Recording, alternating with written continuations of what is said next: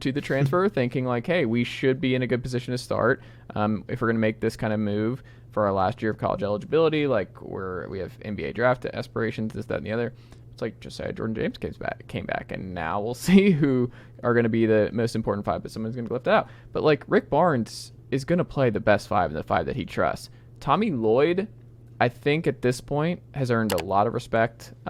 He is obviously in a position of strength at Arizona based on where Arizona is and where they've been the last couple of years.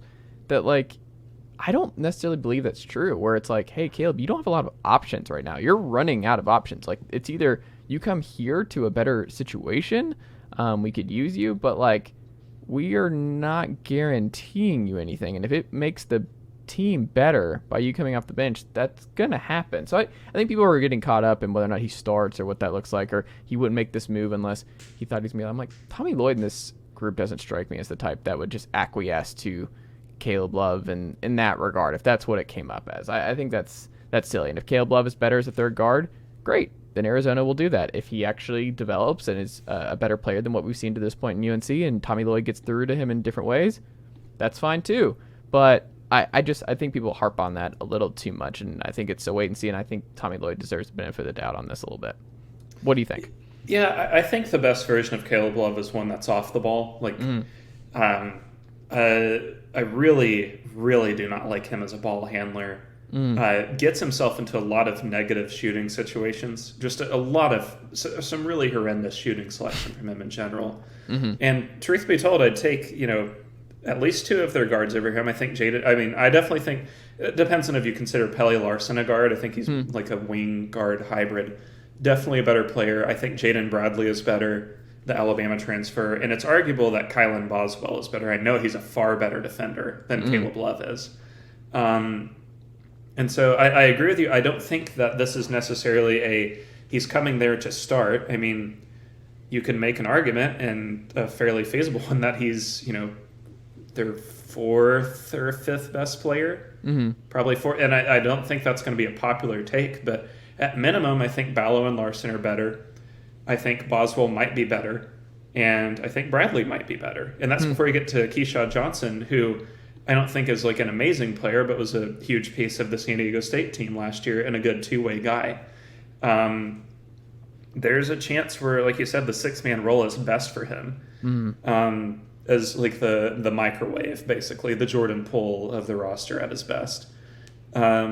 I don't think I think he elevates their ceiling a little bit, but also lowers their floor, where you give him a lot of minutes. And I mean, people kind of like to do the whole, we're underrating Caleb Love because he had one bad year. And it's like, I think we overrated Caleb Love because he had two good games. I mean, the only two games where it's like anybody remembers from him are the UCLA game and the Duke game from their title game run. He was atrocious against Kansas in the title game. I looked it up before we started recording. 13 points on 24 shots. That's insane.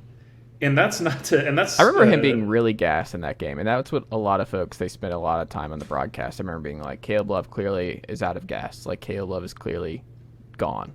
Yeah, and like, that's fine. I mean, you're allowed to have a bad game, but that comes after, same tournament, 5 points, 6 turnovers against Baylor, and he fouled out. He has, you're going to get a game from Caleb Love where it's like, oh my God, he went for 21-8 and Arizona just beat USC by 19. And then 2 days later, you're going to look up and say, oh my God, Caleb Love just posted 7 points and turnovers in a loss to Washington. That's the type of player he is. And you're going to have to learn and live with it. And it's kind of like Kerr Kriisa upgraded in a way. Like Kerr Kriisa with better SEO, I suppose, and less annoyance. So I don't know. I can see where this could work. I can also see a lot of ways in which it couldn't.